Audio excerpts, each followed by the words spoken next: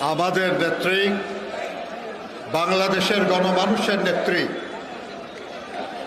দেশনেত্রী বেগম খালেদা জিয়ার নিঃশর্ত মুক্তির দাবিতে আয়োজিত আজকের এই সভার মাননীয় সভাপতি, শ্রদ্ধেয় প্রধান অতিথি, বিএনপির জাতীয় স্থায়ী কমিটির সম্মানিত নেতৃবৃন্দ, বিএনপির জাতীয় মহানগরী নেতৃবৃন্দ, বিভিন্ন অঙ্গদল এবং সহযোগী সংগঠনের বিভিন্ন পর্যায়ের নেতা কর্মী, ভাই ও বোনেরা, আসসালামু আলাইকুম।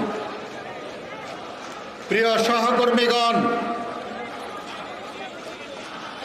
আমরা যারা ঢাকার আলিয়া মাদ্রাসায় দেশনেত্রী বেগম খালেদা জিয়ার যখন বিচার কার্য চলছিল, আমরা সেখানে গিয়েছি।